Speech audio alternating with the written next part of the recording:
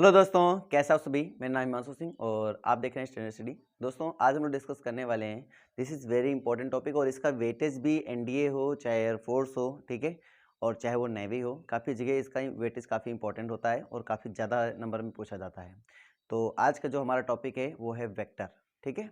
Vector और 3D मैं इसमें पूरा कवर करने का प्रयास करूंगा। तो मेरी कोशिश यही रहेगी कि आपको अगर इस वीडियो में आप आए हैं तो आपको कोई प्रॉब्लम ना हो और सारी कन्फ्यूजन आपकी दूर हो जाए, ठीक है।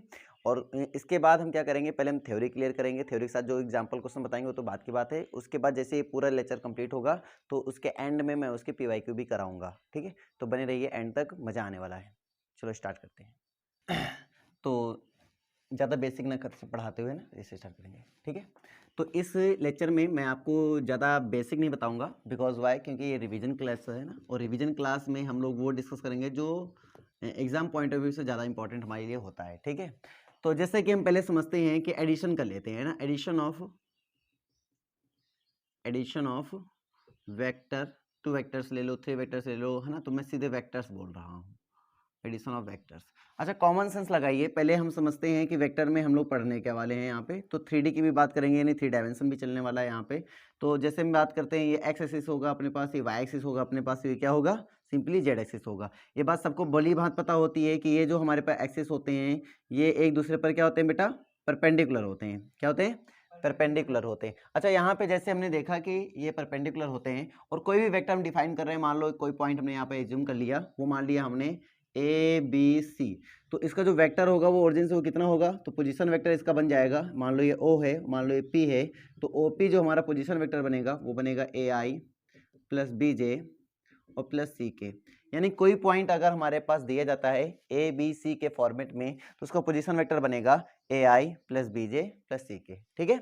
अगर कोई पॉइंट हमने लेट कर लिया कि x1 y1 z1 है, तो इसका पोजीशन वेक्टर क्या बनेगा, ये मान लो कोई पॉइंट है, एंड दूसरा पॉइंट हमने लेट कर लिया x2 y2 एंड z2 है, तो बताओ इसका पोजीशन वेक्टर क्या बनेगा। तो इसका पोजीशन वेक्टर बनेगा क्या, तो यहाँ से पोजीशन वेक्टर बनेगा x1i plus y1j plus z1k, ये पोजीशन वेक्टर बनेगा। इसको OA बोलेंगे हम लोग, है ना।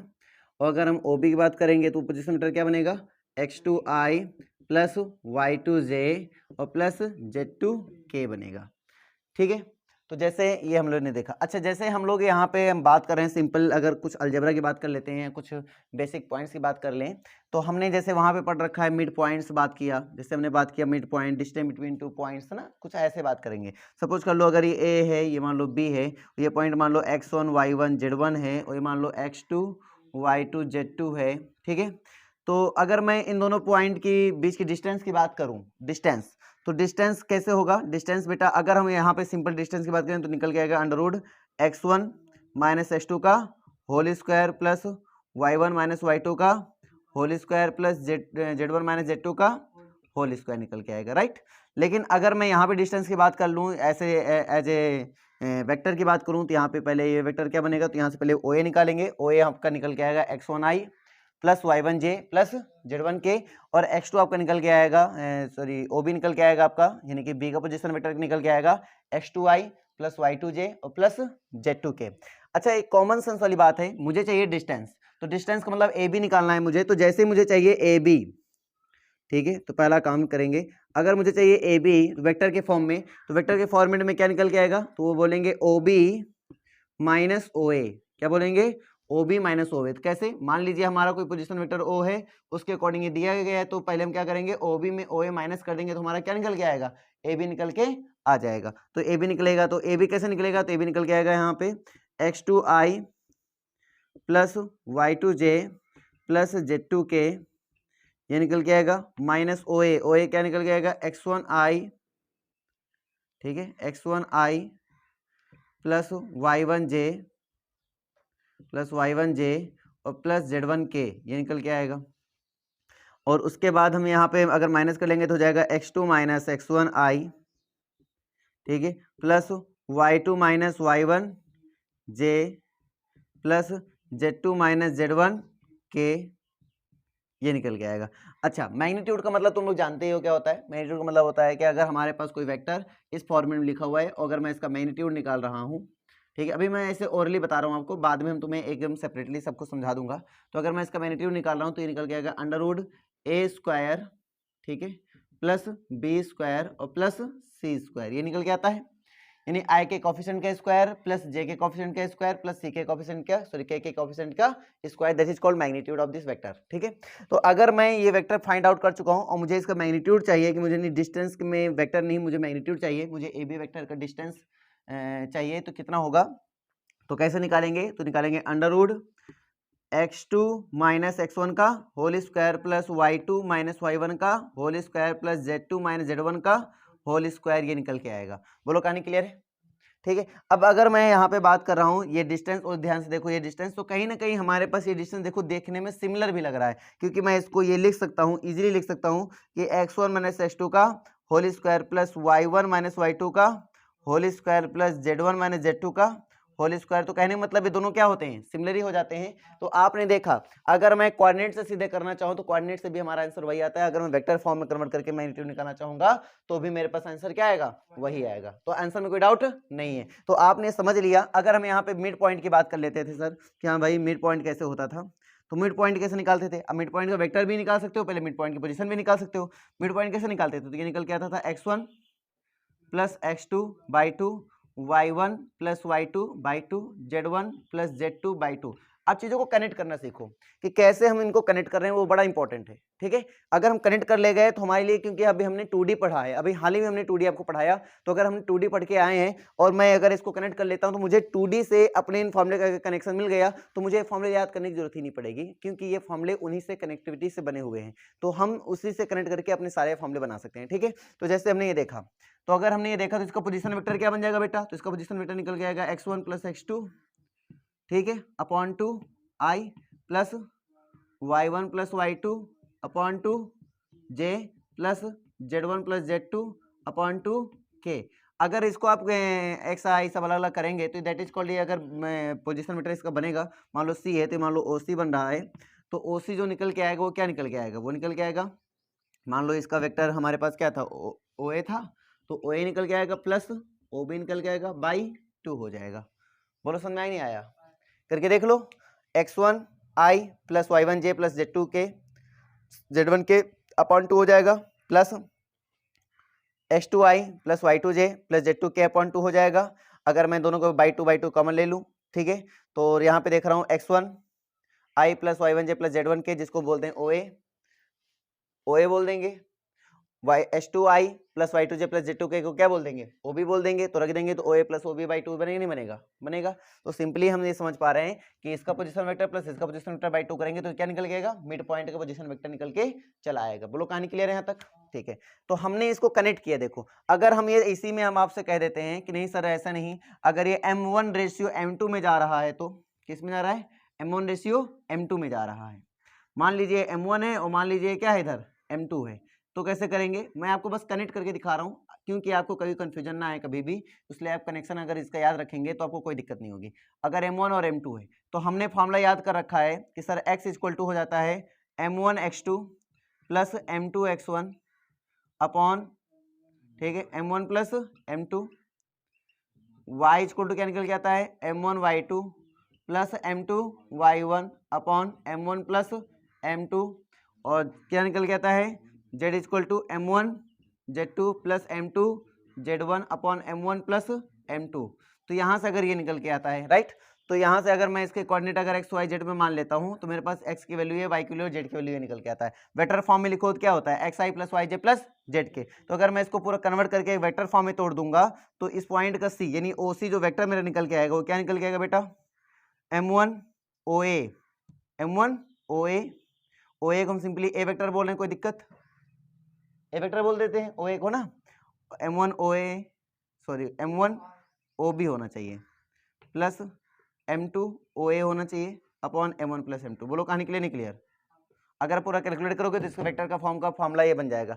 इंटरनली के लिए ये था, एक्सटर्नली में यहाँ पे क्या आ जाएगा, माइनस आ जाएगा, तो एक्सटर्नली के लिए हो जाएगा। तो मुझे नहीं लगता कि यहाँ पे कोई प्रॉब्लम आने वाली है, आप समझ चुके होगे कि कहानी क्या होने वाली है ना। तो आप देख रहे हो कि अगर मैं इसको कनेक्ट करना चाहूं तो 2D से मैं इजीली 3D को भी कन्वर्ट कर सकता हूं और कनेक्ट कर सकता हूं पूरी तरीके से। हमारे फॉर्मूले कुछ चेंज नहीं होने वाले, हमारे फॉर्मूले सिमिलर वैसे ही मिलने वाले जैसे इसमें हमने देख रखे हैं, ठीक है। बाकी हम आपको पढ़ाते जाएंगे, वो कनेक्टिविटी आपको दिखाते चलेंगे, ठीक है। तो आगे बढ़ते हैं। तो अब हम लोग जो हमारा मेन पॉइंट है जिसको मैं एडिशन और सब्ट्रैक्शन बोलने वाले थे, अब हम उस पर आते हैं, ठीक है, ताकि आपको समझ में तो आएगा कि पोजीशन वेक्टर कैसे होते हैं। तो एडिशन ऑफ वेक्टर्स, अब हम ये आपको समझाते हैं एडिशन ऑफ वेक्टर्स एक्चुअली में हमारे क्या होते हैं, ठीक है। मान लीजिए हमारे पास कोई ए वेक्टर है जिसको नाम दे दिया मैंने a1i plus b1j plus c1k, ठीक है। और मान लो बी वेक्टर हमारे पास है a2i प्लस b2j, ठीक है, और प्लस c2k। अब ये तो आपको पता ही होगा कोई वेक्टर रिप्रेजेंट किया जाता है, ठीक है, उसका ये हिस्सा टेल होता है और उसका ये हिस्सा क्या होता है, हेड होता है। या तो आपको पता है, मैं सीधे एक लाइन से रिप्रेजेंट कर रहा हूँ, ठीक है। तो ठीक है, ये वेक्टर मेरे पास मान लो ए है और दूसरा वेक्टर हमारे पास मान लो ये बी है, ये दूसरा वेक्टर हमारे पास बी है। तो मैं इनको ऐड करने की बात कर रहा हूँ, तो अगर इनको मैं ऐड कर रहा हूँ तो बेटा ए प्लस बी एक्चुअली में क्या हो जाएगा, तो वो हो जाएगा आई को आई के साथ, जे को जे के साथ और के को के के साथ, तो हो जाएगा a1 plus a2 i plus b1 plus b2 j और plus c1 plus c2 k. ये हमारे पास वेक्टर बन जाएगा a प्लस बी, ठीक है बेटा। तो अगर मैं इसमें कुछ नियम की बात कर लेता हूँ, जैसे पहला नियम हो जाता है कॉम्यूटेटिव। कॉम्यूटेटिव, तो क्या मैं आपसे पूछूं कि क्या ये कॉम्यूटेटिव है या नहीं, तो आप क्या बोलोगे। कॉम्यूटेटिव मतलब होता है अगर a प्लस बी है तो b प्लस ए भी होना चाहिए। तो बताइए होगा नहीं होगा एडिशन के लिए। तो एडिशन के लिए कॉम्यूटेटिव प्रॉपर्टी होल्ड होती है, कोई दिक्कत नहीं है। दूसरा आता है एसोसिएटिव।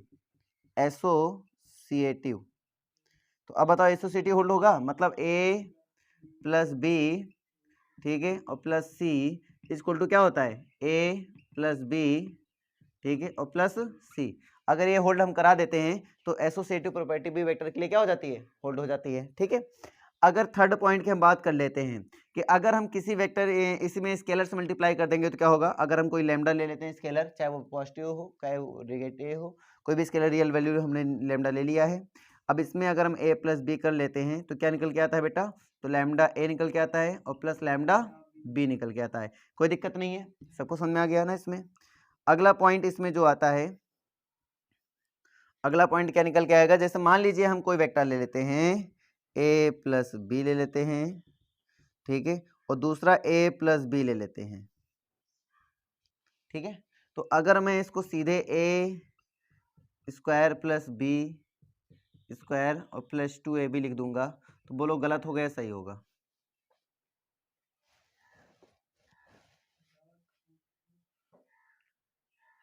सही होगा गलत होगा। तो ये चीज हम तुम्हें डिस्कस करेंगे डॉट प्रोडक्ट में। कहाँ पे डिस्कस करेंगे, डॉट प्रोडक्ट में डिस्कस करेंगे। सही होगा या गलत होगा जो भी होगा, हम डॉट प्रोडक्ट की बात करेंगे तो ये हम बातें सारी डिस्कस कर लेंगे। बोलो कहानी क्लियर हो रही है ना। तो आई थिंक यहाँ तक की चीजें तो क्लियर हो गई होंगी कि हाँ एसोसिएटी क्या होता है और ये क्या होता है, ठीक है। अब मुझे बताओ अगर ए वेक्टर कोई है तो इसका आइडेंटिटी क्या होगा एडिशन के लिए, जीरो वेक्टर होगा। क्या होगा, जीरो वेक्टर होगा। तो a प्लस जीरो वेक्टर करेंगे तो क्या आंसर आएगा, ए ही आंसर आएगा। या फिर जीरो प्लस ए वेक्टर करेंगे तो क्या आंसर आएगा, ए ही आंसर आएगा। अगर मैं बात करता हूं एडिशन के लिए, एडिशन के लिए ऑपरेशन कौन सा है, एडिशन है, और उसके लिए हमारे पास इनवर्स ए का इनवर्स वेक्टर क्या होगा, तो क्या बताओगे ए का इनवर्स वेक्टर, ए का इनवर्स वेक्टर माइनस ए होगा। ऐसा वेक्टर जिसको हम ए के साथ एडिशन ऑपरेशन करा दें तो आंसर में जीरो वेक्टर मिल जाए। तो एक एक साथ किस वेक्टर का एडिशन ऑपरेशन करा देंगे तो जीरो वेक्टर मिल जाएगा, माइनस ए वेक्टर का करा देंगे ना। किस वेक्टर करा देंगे, माइनस ए वेक्टर करा देंगे तो भी मुझे जीरो वेक्टर मिलेगा। इसका मतलब ये हुआ कि माइनस ए जो वेक्टर होगा वो इसका क्या होगा, इनवर्स होगा with respect to addition operation. कौन से ऑपरेशन, एडिशन ऑपरेशन में। ये बात सबको समझ में आ गई नहीं, आ गया कि डाउट है, आ गया ना। तो ऐसे हम लोग करते हैं, यहाँ पर कहानी क्लियर करते हैं, ठीक है। तो ये कुछ प्रॉपर्टीज हैं जिसको हम यूज कर सकते हैं एडिशन के थ्रू, है ना। कोई डाउट, ठीक है। अगर हम लोग ये बात ट्रायंगल रूल में एडिशन का क्या रूल है उसको भी समझिए। जैसे मान लीजिए कोई ट्रायंगल हमारे पास इस टाइप से कुछ है, ठीक है, ये ए है, बी है, मान लो ये सी है, ये ए वेक्टर है, ये बी वेक्टर है, मान लो सी वेक्टर है। तो इसका क्या रूल होता है, ट्रायंगल रूल क्या होता है कि ए प्लस बी करेंगे तो अपने पास क्या निकल के आएगा, सी वेक्टर निकल के आएगा। ये ट्रायंगल रूल होता है। बोलो समझ में आ गया, कोई डाउट। ठीक है। तो इस रूल का भी अप्लाई करके काफी क्वेश्चन हमसे सॉल्व हो जाते हैं, ऐसा नहीं होते हैं। तो जो ग्राफ वाले क्वेश्चन होते हैं अधिकतर मैं इनको इनके रूल से ही क्वेश्चन को सॉल्व करूंगा, ठीक है। तो बाकी देखेंगे, क्वेश्चन आएंगे तो बताएंगे आपको जरूर। एडिशन सब क्वेश्चन में आ गया, अब चलते हैं सब्ट्रैक्शन में। क्वेश्चन बताने की जरूरत है कि लग जाएंगे अब इसके, ना लग जाएंगे, इतना बेसिक तो आता ही है ना।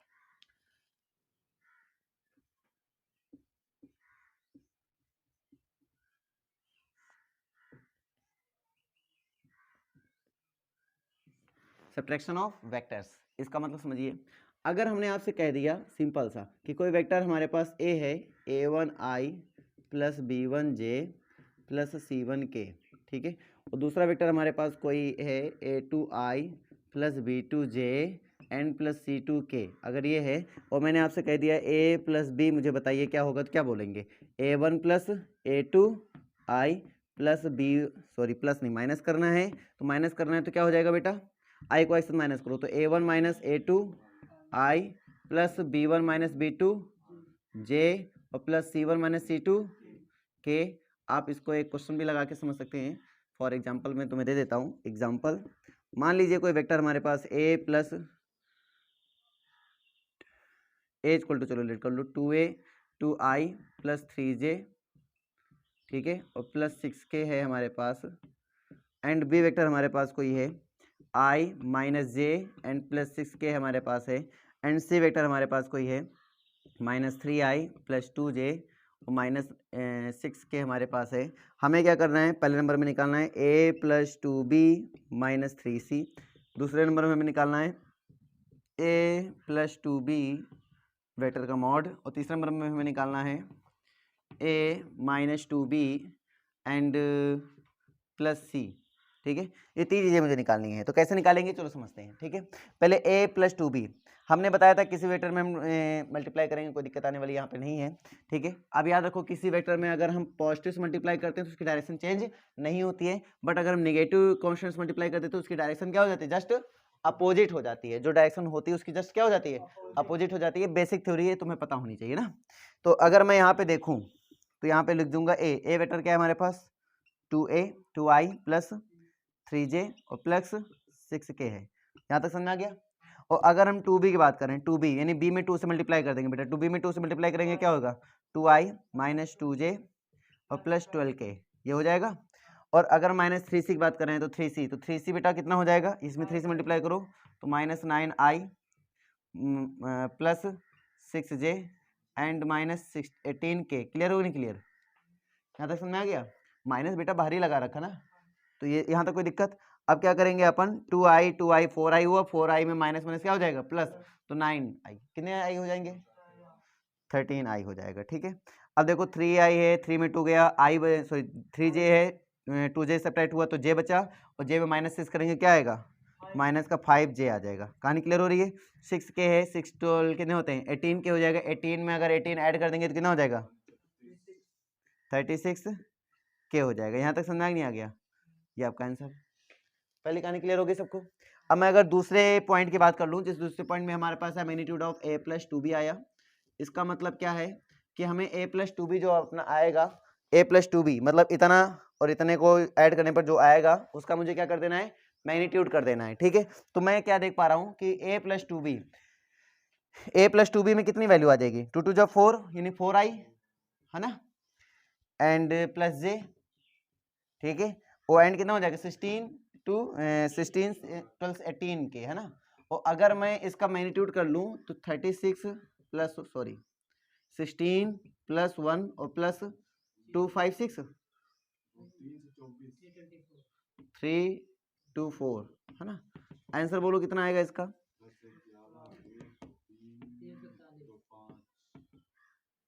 यहाँ तक कहानी समझ में आ गया, कोई दिक्कत है नहीं है ना। तो ये मेरे पास आपका आंसर हो गया, मुझे लगता है आप तुम्हें समझ में आ गया होगा। अब इसी प्रकार से हमें ये क्वेश्चन करना है और इस क्वेश्चन को आप लोग कर सकते हो है ना, तो ये आप लोग को करना है, ये अपना घर में करते रहना, कोई दिक्कत नहीं है। आगे बढ़े अब, तो ऐड और सब्ट्रैक्शन का दोनों को मार्जिन तुम्हें समझ में आ गया है ना, ये भी कहानी क्लियर हो गया, ऐसे क्वेश्चन किस तरह सॉल्व होते हैं ये भी आपको क्लियर हो गया। अब मैं आगे चलता हूँ। तो अगर मैं इसमें बात कर लेता हूँ कि कॉम्यूटेटिव, तो क्या सब्ट्रैक्शन में कॉम्यूटेटिव प्रॉपर्टी होल्ड होगी, क्या हम कह सकते हैं कि a minus b equal b minus a? बोलो, हमेशा होगा क्या? ये हमेशा इक्वल होगा? नहीं होगा। बात पकड़ में आ रही नहीं आ रही? हमेशा इक्वल नहीं होगा। अच्छा, मैं आपसे अगर बात कह रहा हूं कि बेटा एसोसिएटिव बात कर लिया जाए तो एसोसिएटिव, क्या एसोसिएटिव प्रॉपर्टी होल्ड होगी ये? तो मतलब a minus B minus C is equal to a minus B minus C, क्या ये पॉसिबल है? बोलो, हमेशा होगा? ठीक है, तो नहीं होगा। ठीक ना, हो सकता है कि मतलब क्या हुआ, नहीं होगा। यहाँ पे कुछ भी गलत मत बोलो। कहानी इसको समझ में आ गया? ठीक है, अब आगे चलते हैं। अगर हमने तुमसे बोला कि अगर कोई लैम्डा से मैं अगर a माइनस बी में मल्टीप्लाई करा दूं तो क्या मेरे पास lambda a minus lambda B आ सकता नहीं आ सकता? बोलो, आ सकता है। मतलब इसमें कोई दिक्कत नहीं है। अगर मैं तुमसे बोलूं कि भाई मेरे पास a है, उसमें अगर मैं 0 सब्ट्रैक्ट कर देता हूं तो क्या मुझे a मिलेगा नहीं मिलेगा? मिलेगा। क्या मैं 0 में a सब्ट्रैक्ट कर दूंगा तो क्या मुझे a मिलेगा?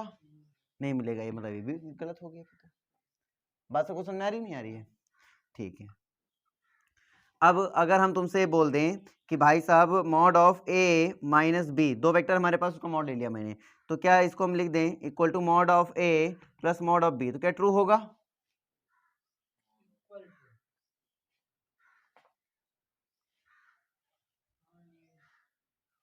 ट्रू मतलब होता है हमेशा के लिए ट्रू, तो ये कभी ट्रू नहीं होगा। ये ऐसे होता है, लेस आर इक्वल टू होता है ना बेटा, याद रखो क्या होता है, लेस आर इक्वल टू होता है। अगला पॉइंट याद रखो कि a minus B greater than or equal to mod of a minus mod of b होता है। ठीक है, अगला पॉइंट याद रखो कि अगर मैं प्लस में अगर करा दूं, ये चीज प्लस में भी करा दूं तो प्लस में भी होता है कि mod of a plus mod of b होता है। और अगर मैं इसी में प्लस में ही कराऊं तो ग्रेटर आर इक्वल टू क्या होता है, mod of a minus mod of b होता है। इसको याद रखो। कोई दिक्कत किसी को यहाँ तक? ये ट्रायंगल इनक्वालिटीज होती हैं, इनको होल्ड रखना पड़ेगा, तुम्हें याद रखना पड़ेगा। कोई समस्या हो तो अभी समझा दीजिए, अभी सॉरी बता दीजिए, मैं बता दूं, तुमको क्लियर करा दूं। बातें पकड़ में, बातें पकड़ में आ गई? कर सकते हो ऐसे क्वेश्चन? ठीक है, तो मैं कुछ क्वेश्चन लेने वाला हूं। अच्छा, एक बात मैं तुम्हें और बता देता हूं, इक्वल वेक्टर से रिलेटेड। इक्वल वेक्टर्स का मतलब हुआ कि अगर कोई दो वेक्टर हमारे इक्वल हैं, तो अगर ये वेक्टर है a1i प्लस a2j, ठीक है, और प्लस a3k, एंड ये वेक्टर है मान लो b1i plus b2j plus b3k, अगर कोई दो वेक्टर आपस में इक्वल हैं, इसका मतलब हुआ कि इनके i के कोफिशिएंट से इक्वल होगा, j के कोफिशिएंट से इक्वल होगा, और k का कोफिशिएंट के कोफिशिएंट के इक्वल होगा। इसका मतलब ये हुआ बेटा कि मैं इसको लिख सकता हूँ a1 equal to b1 and a2 equal to b2 and a3 equal to b3, ये लिख सकता हूँ। तो इस प्रॉपर्टी के भी हम क्वेश्चन यहाँ पे देख सकते हैं। जैसे फॉर एग्जांपल की बात हम कर लें कि सर जैसे यहाँ पे आ जाए 2x plus 3y plus Z, 2xi plus 3yj और प्लस जेड के equal to 6i plus 9j और प्लस 4k। तो एक्स वाई जेड की वैल्यू बताओ क्या होगा? तो x की वैल्यू क्या हो जाएगा बेटा 3, y की वैल्यू क्या होगा 3, z की वैल्यू क्या होगा 4। तो इस टाइप से आप आंसर भी निकाल सकते हैं। कहानी क्लियर नहीं क्लियर? तो हमारे पास इक्वल वेक्टर्स भी होता है। बोलो यहाँ तक किसी कोई डाउट? सबको समझ में आ गया? ठीक है, अभी हम क्वेश्चन कुछ करेंगे, ऐसा नहीं है, अभी कुछ थ्योरी देख लेते हैं क्योंकि बहुत बेसिक थ्योरी है। मतलब एडिशन सब्ट्रैक्शन, वो जो हमने बेसिक अलजेब्रा तुम्हें अभी सिखाया वो क्या है, बहुत ही बेसिक थ्योरी है। मतलब इसमें कोई ज्यादा दिक्कतें नहीं आने वाली, क्योंकि एनडीए जो क्वेश्चन पूछता है भाई उसमें लॉजिक होते हैं। क्या होते हैं? लॉजिक। तो अभी हम लॉजिक पे तो कूदे ही नहीं है सही ढंग से, अभी हम डिस्कशन पे कूदे ही नहीं है। अभी तो हमने ऊपर ऊपर की थ्योरी की बात की है जो भाई तुम्हें नॉर्मल लगती है, लेकिन इन्हीं थ्योरी से कैसे लॉजिकल क्वेश्चन क्रिएट किए जाते हैं, इन्हीं थ्योरी से कैसे लॉजिकल क्वेश्चन को हिट किए जाते हैं, इन सभी बातों पे हम चर्चा करने वाले हैं। बोलो समझ में आ रही मेरी बात? मजा आ रहा है? ठीक है, तो इन्हीं सभी बातों पे हम चर्चा करने वाले हैं। तो स्टार्ट करते हैं उन टॉपिक की भी। अगर मैं तुमसे कह दूं कि मेरे पास कोई a equal to minus B vector है, a equal to minus B vector है, तो मैं कह दूं कि magnitude of a equal to magnitude of b, तो बताओ ये सही होगा या गलत? हाँ, क्या ये ट्रू होगा या फॉल्स होगा, बस तुम्हें ये सोचना है। ट्रू होगा, पक्का प्रूव कर सकते हो? हाईलाइट कर लिया, एज्यूम कर लिया मैंने। क्या एज्यूम कर लिया कि अगर ये इक्वल वेक्टर्स हैं, खाली इसमें माइनस का डिफरेंस हुआ ना, तो अगर मैंने लेट कर लिया कि b इक्वल टू हमारे पास है b1i plus b2j plus b3k, और अगर मैं बात कर रहा हूँ माइनस बी की बात कर लूँ तो माइनस b1i माइनस b2j और माइनस b3k हो गया, और जिसको मैंने नाम दे दिया क्या मेरे पास a। ठीक है, तो मैं अगर मैग्नीट्यूड ऑफ b की बात कर लूँ, मैग्नीट्यूड ऑफ b की बात कर लूँ तो हो जाएगा under root b1 square plus b2 square plus b3 square हो गया। ठीक है, और अगर मैं मैग्नीट्यूड यहाँ की a की बात कर लूँ, इसका मतलब वो माइनस b की बात कर लिया मैंने, इसका मतलब ये तो यही हुआ ना, और इसका मतलब क्या हुआ, इसका मतलब हुआ under root b1 square plus b2 square plus b3 square हुआ। इसका मतलब क्या दोनों बराबर आ गए हैं, तो इसका मतलब ये हुआ कि magnitude of b equal to magnitude of a। समझ में आ गया नहीं आ गया? तो this is a true function, कोई दिक्कत नहीं है, यहाँ तक कहानी क्लियर हो गई। ठीक, अगला क्वेश्चन हमारे पास ये है कि अगर हमने vector a equal to vector b दे दिया है तुम्हें, ठीक है, सो इम्प्लाइज दैट यहाँ पे बन जाएगा vector a equal to vector b। बोलो ट्रू या फॉल्स? फॉल्स है, एग्जाम्पल दो।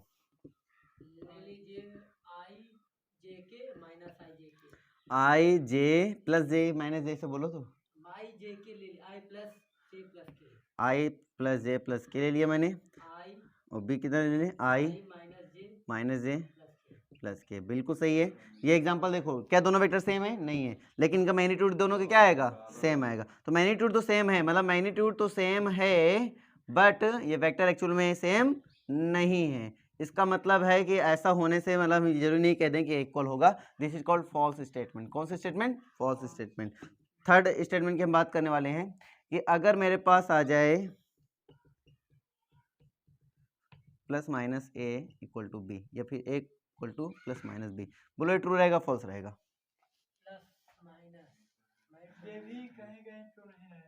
हम बोले ट्रू रहेगा फॉल्स, कहीं कहीं मतलब नहीं होता, तो ट्रू होगा तो फॉल्स है। फॉल्स एग्जांपल दो, सामने वाला एग्जांपल लिखा तो है, सामने वाला एग्जांपल लिखा है यार, कोई दूसरे कोई लेने की जरूरत ही नहीं है। सामने क्या मैग्नीट्यूड इक्वल है, लेकिन ये इक्वल ऐसे नहीं है, बात खत्म। तो ये भी क्या है, फॉल्स ही स्टेटमेंट है। तो आई थिंक इस टाइप से तुम्हें डिस्कशन करना पड़ेगा, खुद से डिस्कशन कर सकते हो नहीं कर सकते हो? कर सकते हो। समझ में आया नहीं आ गया? अरे बोल। अच्छा, मान लीजिए हमने तुम्हें एक पॉइंट की बात कर ली, मान लीजिए हमने तुमसे कह दिया कि this is called a triangle, and इनके वर्टेक्स मान लिया कि ए, पहला वर्टेक्स ए है, दूसरा वर्टेक्स बी है, तीसरा वर्टेक्स सी है, और ए वर्टेक्स का जो पोजीशन वेक्टर है वो मान लिया ए है, दूसरे वर्टेक्स का जो पोजीशन वेक्टर है वो बी है, तीसरे वर्टेक्स का जो पोजीशन वेक्टर है वो सी है। तो बताइए इसके सेंट्राइड क्या होगा? तो सेंट्राइड होगा A vector plus B vector plus C vector upon 3। याद रहेगा, है वही x1 plus x2 plus x3 by 3, y1 plus y2 plus y3 by 3, z1 plus z2 plus z3 by 3, that is called centroid of this triangle. Clear है या doubt? Clear है। Unit vector, unit vector, unit vector का मतलब क्या होता है? ऐसा vector, मान लो a is a unit vector, तो ये a इज यूनिट वेक्टर मतलब हुआ कि ऐसा वेक्टर है अगर मैं इसका मैग्नीट्यूड कर दूं तो कितना वैल्यू आ जाए 1, तो मैं इसको बोलूंगा यूनिट वेक्टर। क्या नाम दूंगा? Unit vector. और यूनिट वेक्टर को डिनोट कर देते हैं, मान लो ए वेक्टर को यूनिट वेक्टर नाम दे रहा हूं तो इसको डिनोट कर देते हैं ए कैप से। किसे डिनोट कर देते हैं? ए कैप से।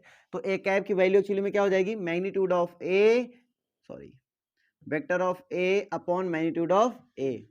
तो अगर आप इसका बेटा आप निकाल के देखें मैग्नीट्यूड, तो magnitude of A upon magnitude का मैग्नीट्यूड क्या रहेगा? मैग्नीट्यूड ऑफ ए रहेगा। कैंसिल होकर वैल्यू कितनी आ जाएगी? 1। इसका मतलब ये हुआ कि मैं इसको क्या बोल सकता हूँ? यूनिट वेक्टर कह सकता हूँ। तो यूनिट वेक्टर वो वेक्टर होता है जिसका मैग्नीट्यूड हमेशा क्या होता है? 1 होता है। इसका मैग्नीट्यूड हमेशा 1 होता है। कोई दिक्कत नहीं है, इजीली लग जाएंगे। कोई डाउट हो बताओ? ठीक है, तो मैंने ये देखा यूनिट वेक्टर ये होता है। फॉर एग्जाम्पल के अगर मैं एग्जाम्पल की बात कर लेता हूँ, तो एक्स एक्सिस का यूनिट वेक्टर क्या होगा? आई। वाई एक्सिस का यूनिट वेक्टर क्या होगा? जे। जेड एक्सिस का यूनिट वेक्टर क्या होगा? के। ठीक है, इसका मैग्नीट्यूड कितना होता है? 1। इसका मैग्नीट्यूड कितना होता है? 1। इसका मैग्नीट्यूड कितना होता है? 1। क्लियर डाउट है? क्लियर ना? ठीक है, अगर हमने कोई वेक्टर ले लिया A equal to A I plus A1ji plus B1j plus C1k। तो हमने कहा ए वेक्टर का यूनिट वेक्टर निकालिए, क्या आएगा बेटा? तो बोलेंगे A1i प्लस B1j और plus C1k upon under root A1 square plus B1 square plus C1 square. बोलो कहानी क्लियर है कि डाउट है? क्लियर है। अगर मैंने तुमसे कह दिया फॉर एग्जांपल नंबर 2, अगर मैंने तुमसे कह दिया कि भाई मेरे सामने कोई वेक्टर दिया गया A 5i plus 3j plus 7k, इस वेक्टर के डायरेक्शन में, है ना, इस वेक्टर के डायरेक्शन में 7 यूनिट मैग्नीट्यूड वाला वेक्टर फाइंड करके दिखाओ, तो क्या होगा? तो हम बोल देंगे ये वेक्टर हमें ऐसा फाइंड करना है जिसका मैग्नीट्यूड क्या हो जाए 7, लेकिन डायरेक्शन किसकी हो? ए की हो। तो ए की डायरेक्शन होने का मतलब हुआ हम ए कैप की बात कर दिए, उसमें मैग्नीट्यूड कितना ले लिया? 7 ले लिया। तो इस वेक्टर का नाम दे दिया मैंने, कोई बी वेक्टर नाम दे दिया। तो बी वेक्टर क्या हो जाएगा? 7 ए कैप हो जाएगा। 7 ए कैप। ए कैप का मतलब हुआ डायरेक्शन किसकी है? ए की है, लेकिन मैग्नीट्यूड कितना है? 7। क्योंकि इसका अगर हम मॉड कर देंगे, इस बी का अगर हम मॉड कर देंगे तो एक्चुअली में 7 ही आएगा, क्योंकि ए कैप की वैल्यू तो 1 होगी।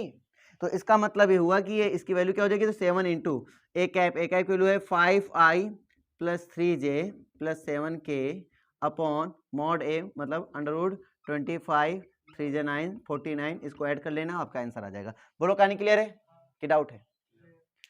तो मैंने आपको बताया कि कैप का मतलब यहाँ पे क्या होता है? यूनिट वेक्टर होता है। यूनिट वेक्टर का मतलब होता है ऐसा वेक्टर जिसका मैग्नीट्यूड करने पर वैल्यू कितनी आ जाए? 1 आ जाए। तो उसको बोलते हैं क्या? उसको बोलते हैं यूनिट वेक्टर। पूरी बात समझ में आ गई कि डाउट है? आ गया।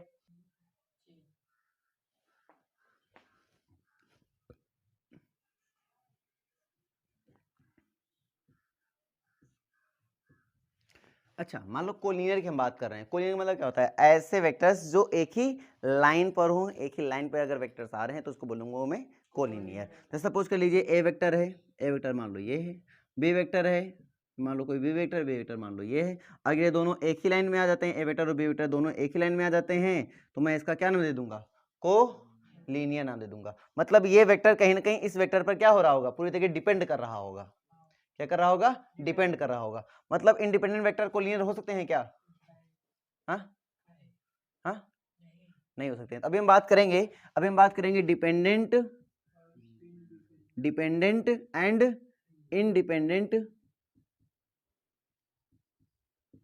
वेक्टर्स की। बात सबको समझ में आ रही नहीं आ रही है? डिपेंडेंट एंड इंडिपेंडेंट वेक्टर्स की बात करेंगे, उसकी भी चर्चा करेंगे, फुल्ली चर्चा करेंगे, कोई दिक्कत आने वाली नहीं है। बट पहले हमें कॉन्सेप्ट को समझना है। अगर ऐसा हो रहा है तो हम कैसे पता करेंगे दो वेक्टर हमारे पास कोलिनियर है या नहीं है? तो याद रखो कि दो वेक्टर कोलिनियर होने के लिए इस कंडीशन को होल्ड करना चाहिए।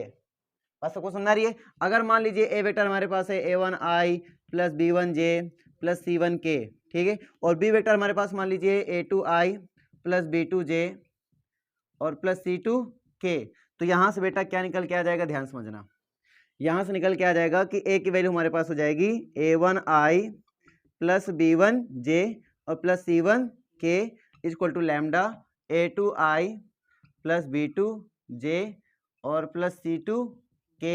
और यहां से अगर मैं देखूंगा तो A1 बराबर आ जाएगा A2 लैम्डा, B1 बराबर आ जाएगा B2 लैम्डा और C1 बराबर आ जाएगा C2 लैम्डा। तो यहाँ से अपने पास आ जाएगा A1 upon A2 equal to lambda, B1 upon B2 equal to lambda, C1 upon C2 equal to lambda. यहाँ से निकल के आएगा A1 upon A2 equal to B1 upon B2 equal to C1 upon C2, ठीक है, equal to lambda, कोई मतलब नहीं। तो इसका मतलब हुआ कि अगर कोई कोलिनियर है तो इसके लिए कंडीशन क्या होगी? A1 upon A2 equal to B1 upon B2 equal to C1 upon C2। बात समझ में आ रही है? तो अगर ऐसा है तब मैं कह सकता हूं क्या? कोलिनियर है। यहां तक कहानी क्लियर हो गई? ठीक है। कहा कि A and B are collinear, क्या है ये? कोलिनियर हैं। Then find the value of m। तो m की वैल्यू क्या होगी ये मुझे बताना है। तो आप जानते हो क्या होता है फॉर्मूला कि A1 अपॉन A2 मतलब 1 upon -2 equal to -1 upon m हो जाता है। कहानी क्लियर है? नहीं क्लियर? तो यहाँ से माइनस में प्लस हो जाएगा, m इक्वल टू कितना हो जाएगा? 2 हो गया, कहानी खत्म। बोलो कहानी क्लियर है? तो ऐसे क्वेश्चन भी आपको देखने को मिल सकते हैं। चलो फिर से चलते जाते ना। एक बात मुझे समझ में आई कि हाँ सर ठीक है, आपने बताया ए इक्वल टू लैम्डा बी हम दिखा देंगे तो कोलिनियर, हाँ बात ठीक है, लेकिन ये तो पैरेलल की कंडीशन होती है। मन में विचार नहीं आना चाहिए कि ये तो क्या होती है, पैरेलल की कंडीशन होती है। बिल्कुल सही आपने सोचा, बिल्कुल सही आपने सोचा कि पैरेलल की ही कंडीशन है, लेकिन अगर कोलिनियर दिया गया है तो मैं सीधे इसको अप्लाई कर सकता हूं। अगर कोलिनियर दिया गया है तो मैं इसको सीधे अप्लाई कर सकता हूं, बिकॉज वाई, क्योंकि सभी कोलिनियर पैरेलल होते हैं, तो कंडीशन अप्लाई हो गई। लेकिन अगर मुझे पैरेलल शो करना पड़ा, पहले हम क्या शो कर दें, पैरेलल, और पैरेलल के सभी पैरेलल कोलिनियर होते हैं क्या, नहीं। तो इसका मतलब ये हुआ, एक नोट पॉइंट यहां पे निकल के चला आया। क्या नोट पॉइंट निकल के आया कि एवरी पैरेलल वेक्टर्स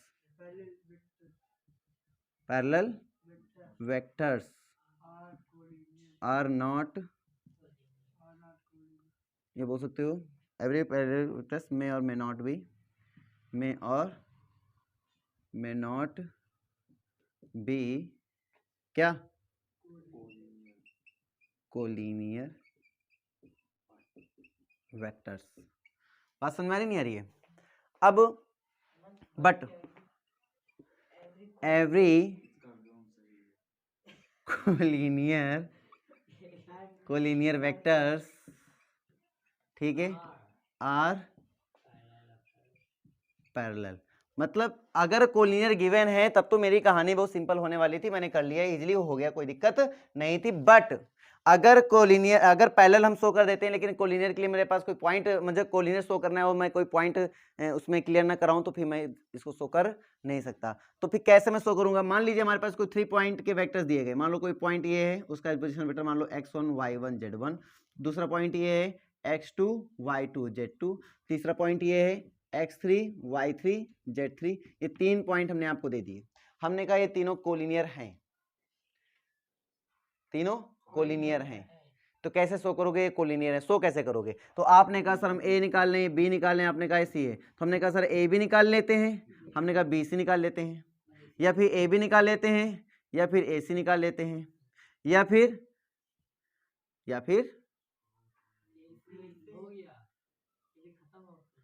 चलो इतनी समझ में आ गई नहीं है? चलो यही नहीं तो उसका आंसर समझाते थे।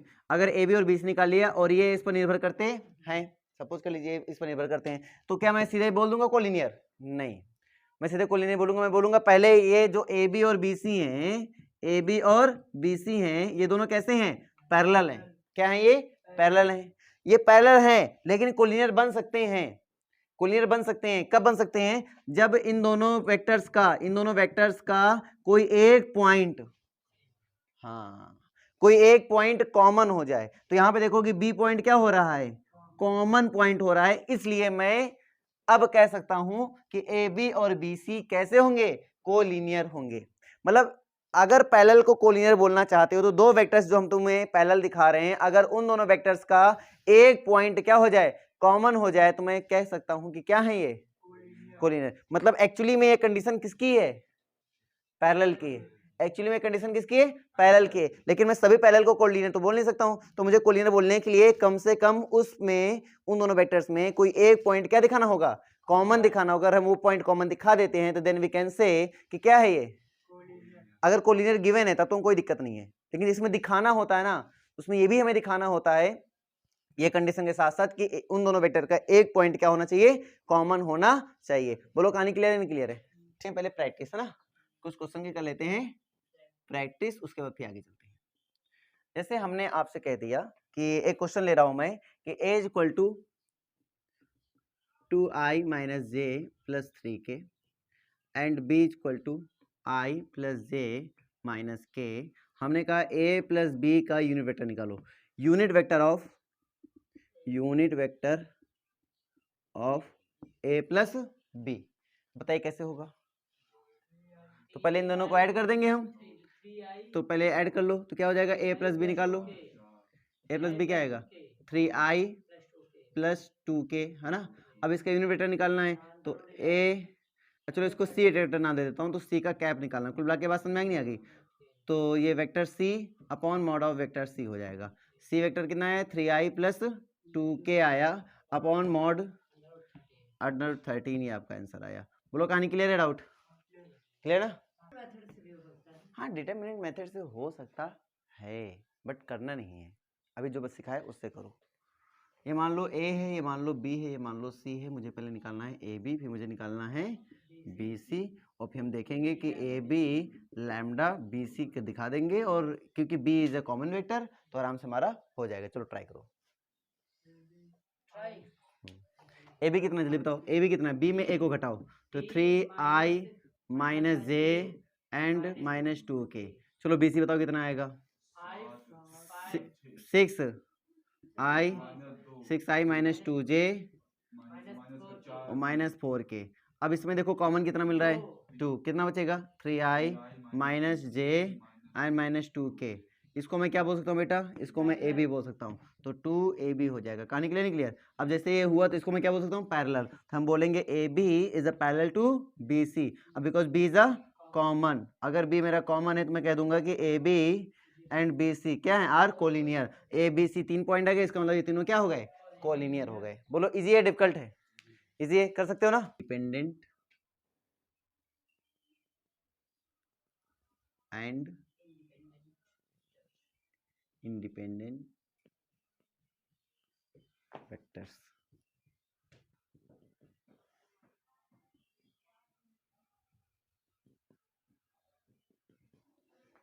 डिपेंडेंट एंड इंडिपेंडेंट वेक्टर्स की बात कर लेते हैं।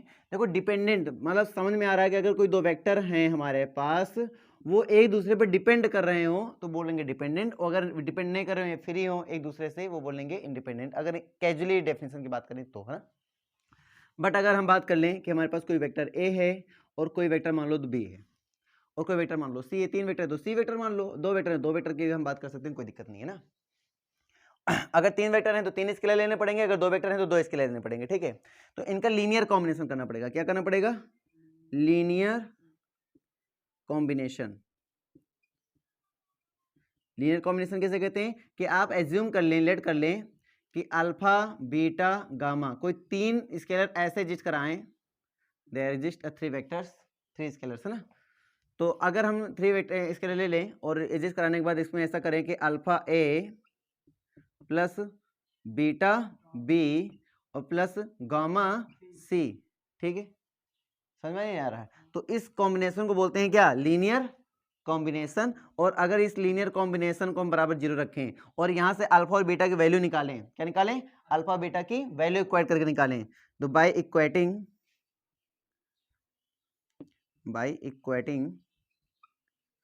Alpha coefficient of, by equating coefficient of I J and K. तो जब हम आई जे और के कोएफिशिएंट को इक्वेट करेंगे तो इक्वेशंस मिल जाएंगे अल्फा बीटा गामा के टर्म में, है ना। इक्वेशन मिलेंगे अल्फा बीटा गामा के टर्म में, उनको हम सॉल्व करेंगे और सॉल्व करने के बाद मुझे यहाँ से मिल जाएगी, क्या मिल जाएगी, एंड फाइंड आउट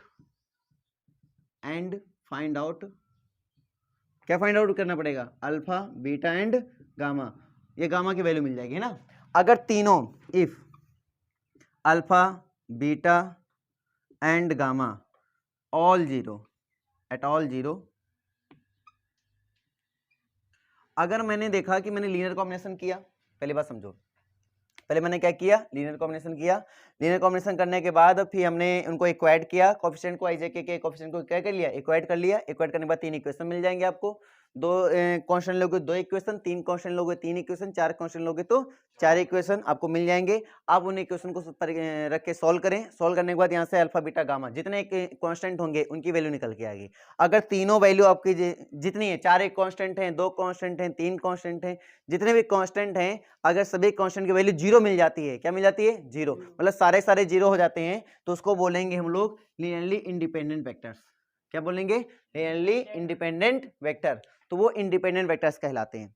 कब, जब सारे स्केलर्स क्या हो जाएं, 0 हो जाएं, कोई भी स्केलर इस तरीके से निर्भर न करे, तो वो इंडिपेंडेंट वेक्टर्स कहलाते हैं। अगर इनमें से कोई एक भी वेक्टर, इनमें से कोई एक भी वेक्टर कोई एक भी स्केलर 0 ना हुआ, कोई एक भी स्केलर 0 ना हुआ, तो उसको बोल देंगे डिपेंडेंट वेक्टर्स।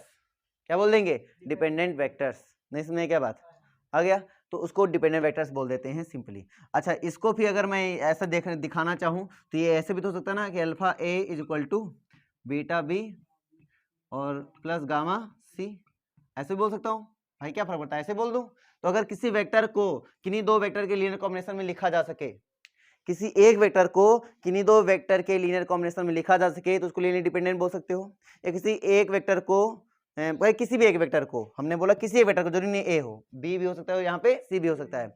अगर किसी एक वेक्टर को अदर दो वेक्टर्स हैं उसके लीनियर कॉम्बिनेशन के फॉर्म में अगर लिखा जा सके तो भी मैं कह सकता हूं क्या, ये क्या होंगे, लीनियरली डिपेंडेंट वेक्टर्स हैं। क्या हैं, linearly independent, sorry dependent vectors हैं। शर्त एक होनी चाहिए, यहां तक समझ में नहीं आ गया, ये बात क्लियर है नहीं क्लियर है, ठीक है। अगर दो वेक्टर हैं, अगर ए और बी दो वेक्टर हैं तो alpha X plus beta, sorry alpha A plus beta B equal to 0। अगर अल्फा और बीटा दोनों ही 0 मिल गए तो लीनियरली इंडिपेंडेंट। अगर अल्फा और बीटा में से कोई एक भी 0 ना मिला तो लीनियरली डिपेंडेंट। इसका मतलब अगर मैं लीनियरली डिपेंडेंट है तो उसको मैं ऐसे भी तो लिख सकता हूं ना बेटा, बोलो, क्या मैं ऐसे नहीं लिख सकता हूं, लिख सकता हूं। तो इसका मतलब मैं ऐसे भी लिख सकता हूं। तो ये भी क्या कहलाएगा कि ए वेक्टर बी वेक्टर पे क्या है, डिपेंड कर रहा है, इसलिए इसको क्या बोलेंगे, लीनियरली डिपेंडेंट वेक्टर। अब यहां से कुछ कंक्लूजन निकाल लो। अगर कोई वेक्टर लीनियरली डिपेंडेंट वेक्टर है तो मैं उसको क्या क्या कह सकता हूं, बताओ क्या वो, मान लो कोई वेक्टर कोलिनियर है, पहले समझो, अगर कोई वेक्टर कोलिनियर है तो क्या मैं उसको लीनियरली डिपेंडेंट वेक्टर कह सकता हूं, बोलो। कोई वेक्टर पैरेलल है, क्या मैं उसको लीनियरली डिपेंडेंट वेक्टर कह सकता हूं। अगर कोई वेक्टर लीनियरली डिपेंडेंट है क्या मैं उसको कोलिनियर कह सकता हूं।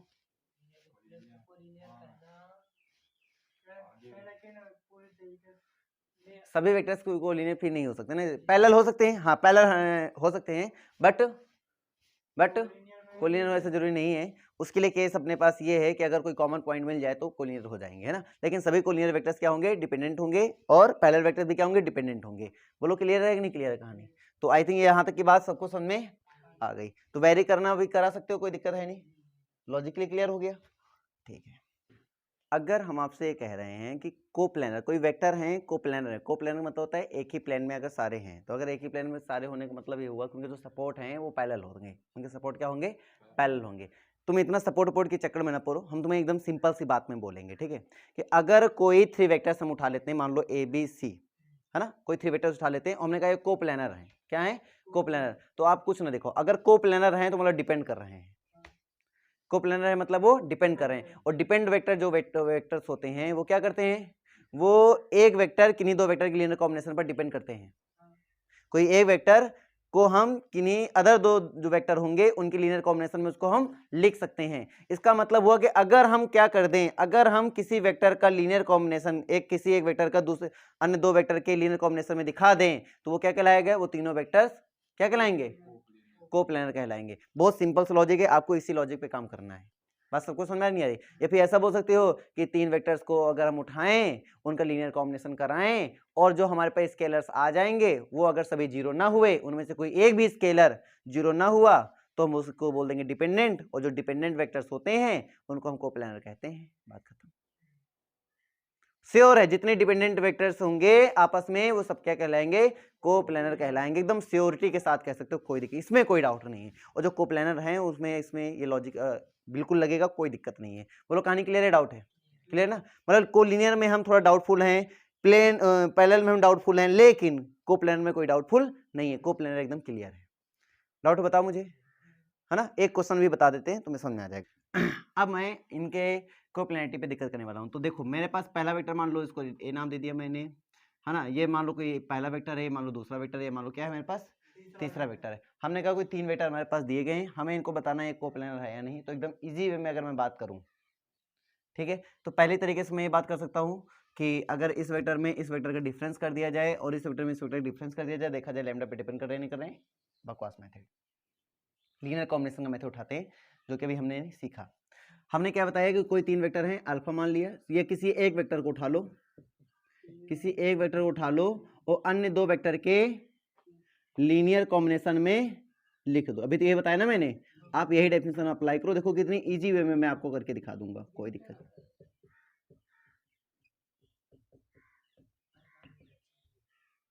नहीं। समझ में बता दो मुझे, आ गया। अगर हम इसे मल्टीप्लाई कर दें तो ए वाले एक साइड कर लेंगे, तो ए कॉमन लेंगे तो क्या मिलेगा, अल्फा माइनस 2 बीटा, ठीक है। बी कॉमन मिलेंगे तो क्या मिलेगा, -3 अल्फा, बोलो -3 अल्फा और +3 बीटा, है ना, +3 बीटा मिल गया। और अगर हम यहाँ पे ले लेंगे तो +c कॉमन ले लेंगे तो बेटा क्या मिलेगा, तो यहाँ से मिल जाएगा 5 अल्फा और -4 बीटा मिल जाएगा।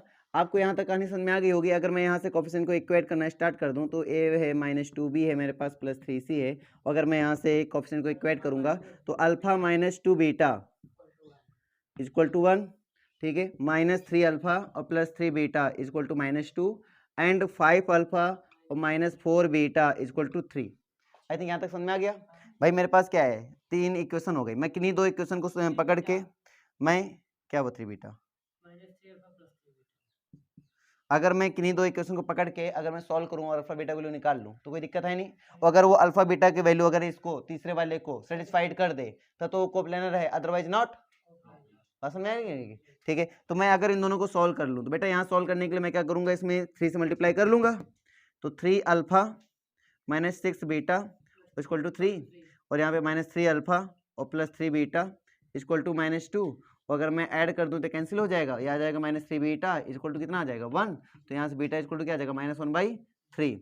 अब बीटा की वैल्यू उठा के यहाँ रख देंगे बेटा, तो अल्फा और +2/3 इक्वल टू 1, तो यहाँ से आ जाएगा अल्फा इक्वल टू माइनस का, सॉरी कितना आ जाएगा, प्लस का 1/3 आ जाएगा ना। ये अल्फा वैल्यू आ जाएगी, बीटा वैल्यू आ गई। कहानी क्लियर नहीं क्लियर। अब मैं अल्फा और बीटा वैल्यू थर्ड वाले इक्वेशन में रख दूं तो मेरे पास है 5 अल्फा -4 बीटा इक्वल टू 3, और मैं अगर 5 अल्फा वैल्यू रखूंगा तो आ जाएगा 1/3, -4 इंटू बीटा वैल्यू रखूंगा तो आ जाएगा -1/3 इक्वल टू 3, तो माइनस में प्लस हो जाएगा यहाँ पर, है ना, तो आ जाएगा 5/3 और plus 4/3 that is called 9/3 that is called 3। क्या ये 3 इक्वल टू 3 आया ही नहीं आया, आ गया। इसका मतलब क्या हुआ कि ये जो हमारे हैं वो क्या हैं, आर इन कोप्लानर। नहीं समझ में क्या बात आ गया। तो किसी भी ऐसे 3 वेक्टर्स को अगर मुझे कोप्लानर दिखाना हो जाए तो मैं इसी तरीके से उसको कोप्लानर आराम से दिखा सकता हूं, और मुझे नहीं लगता कि आप लोगों को कोई समस्या वो आएगी। बोलो नहीं है ना। तो हमारे पास क्या है, ये 3 वेक्टर्स दिए गए हैं। अब ये तीनों वेक्टर में तुम्हें मतलब चेक करना है, ये 3 वेक्टर के लिए चेक करना है ये कोप्लानर है या नहीं है। देखो जो कोप्लानर है तो उसको बोल देंगे कोप्लानर, और जो कोप्लानर नहीं है उसको बोल देंगे नॉन कोप्लानर, है ना। तो अब ये चेक करो ये नॉन कोप्लानर है या फिर ये कोप्लानर है। तो चेक करिए, स्टार्ट करिए, आप लोग सॉल्व करिए, फिर मुझे बताइए कोप्लानर है या नॉन कोप्लानर है। आई थिंक समझ में आ गया होगा आपको कैसे करना है ना, समझ में आ गया ना बेटा। ठीक, ध्यान दीजिए ध्यान दीजिए ध्यान दीजिए ध्यान दीजिए। इसमें क्या है बेटा कि 3i है प्लस j है माइनस k है ना, और इक्वल टू मैं लिख सकता हूँ अल्फा, यहाँ लिख सकता हूँ 2i लिख सकता हूँ माइनस j लिख सकता हूँ और +7k लिख सकता हूँ। कहानी क्लियर नहीं क्लियर, और प्लस बीटा लिख लिया मैंने, तो यहाँ से हो जाएगा 7i हो जाएगा माइनस j हो जाएगा प्लस 23k हो जाएगा। यहाँ तक कहानी क्लियर है। तो अगर मैं देख रहा हूँ कि अगर मैं कोफिशिएंट को इक्वेट करूँ तो यहाँ पे i के कोफिशिएंट में क्या आएगा 2 अल्फा प्लस 7 बीटा आ जाएगा, और यहाँ पे क्या आ जाएगा प्लस j अगर ले लिया बाहर तो क्या आ जाएगा माइनस अल्फा और माइनस बीटा आ जाएगा। कहानी के लिए ना, और प्लस अगर यहाँ पे के ले लिया मैंने तो 7 अल्फा और प्लस 23 बीटा आ जाएगा। अगर मैं इक्वाइड कर लूँ इसको 3i प्लस j और माइनस के में इक्वाइड कर लूँ तो मुझे मिलने वाला है यहाँ पर 2 alpha plus 7 beta equal to 3 and minus alpha minus beta equal to 1 and 7 alpha plus 23 beta equal to कितना हो जाएगा -1। यहाँ तक बात समझ में आ गई नहीं आ गई। तो यहाँ से अगर मैं इन दोनों को सॉल्व कर लूँ या फिर इन दोनों को सॉल्व कर लूँ या फिर इन दोनों को सॉल्व किसी एक को सॉल्व कर लूँ, चलो मैं इन दोनों को सॉल्व करना मेरे लिए इजी लग रहा है, तो मैं लिखूंगा 2 alpha plus 7 beta equal to 3 और minus 2 alpha minus 2 beta equal to 2, है ना। तो ऐड कर लूँगा तो यहाँ से हो जाएगा 5 बीटा इक्वल टू 5, तो बीटा इक्वल टू कितना आ जाएगा 1, और बीटा इक्वल टू 1 यहाँ पे रख दूंगा तो यहाँ पे माइनस अल्फा इक्वल टू 2, तो अल्फा इक्वल टू क्या आएगा -2। अल्फा और बीटा वैल्यू उठा के यहाँ रख दो तो हो जाएगा -14 और प्लस 23, तो इक्वल टू क्या है -1 आएगा क्या, नहीं आएगा। इसका मतलब ये हुआ कि नॉन कोप्लानर है, नॉट कोप्लानर बोलो या नॉन कोप्लानर बोल दो, है ना।